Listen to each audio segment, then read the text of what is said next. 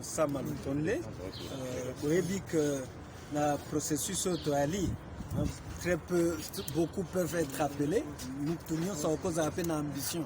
Il y a comme premier ministre, mais mingi totalaka ekosuka ndengenini. Et suki lelo na kombo ya ndeko Sama souhait na biso yali que kolonzamba kokakopesa e boanya akokakokamba gouvernement. D'abord ko composer gouvernement.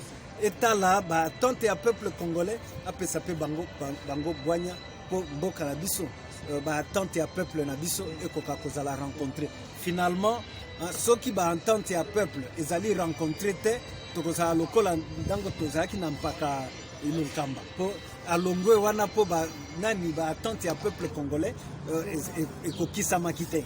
Donc sengeli changement ya solo ikoka kozala o bakoya wana bakoko sala musala na bango na limenya penza pona nungu oyo ezali kotambola ete bayimbo kebele bayebi ete azali na ngomba nini ya politiki bayebi ete tanton azalaki na PPRD tanton boye na boye ngana osala publicité na ete na osala pe campagne na ete soki bolobi PPRD ngana ebite mais ngana eba Sam tango azalaki na G7 na parti na ako azalaki pe ministre ya sport alongwaki kuna po groupe ya G7 tango balongwaka na AMP esika biso nyonso tozalaki liboso ye pe alongwaki atikaki mbende ya bokonzi ya ministre bon lelo soki choix esalami mpo na ye nakanisa ekozala malamu mingi tokwea na polémique te awa eyali nde démonstration biso na Moïse Katumbi tosali po bandeko mosusu bakanisaki ke koluka na biso bolamo ya peuple congolais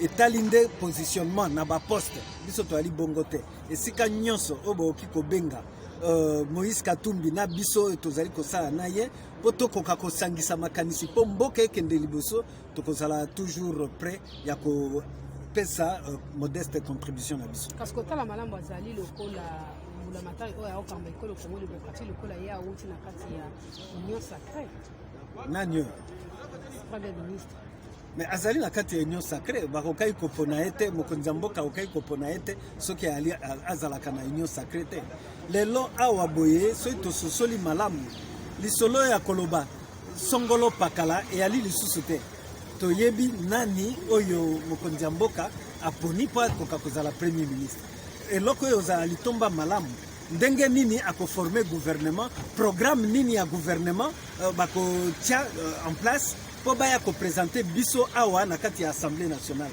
biso tozela nde formation ya gouvernement taille ya gouvernement vision na bango pourvu que le peuple congolais discerne qui est réellement au service à son service pour que notre pays puisse aller de l'avant. La misère, elle est obscure dans notre pays. L'insécurité continue à gagner du terrain dans notre pays. Il y a un moment que nous devons savoir dire aux Congolais pourquoi ils sont si pauvres. Et qu'est-ce qu'il faut faire pour qu'on puisse trancher avec cette pauvreté. Il y a un moment où nous devons être capables de dire aux jeunes Congolais pourquoi ils ne travaillent pas. Et qu'est-ce qu'on doit faire pour que tout le monde puisse avoir de l'emploi, surtout que le travail dans notre constitution est un devoir et un droit sacré. Merci beaucoup. Que chacun soit utile pour que le Congo aille de l'avant. Donc voilà notre détermination. D'ailleurs, c'est une preuve pour vous dire que notre engagement dans l'Union sacrée n'est pas formaté sur les ambitions par rapport au poste. Donc nous sommes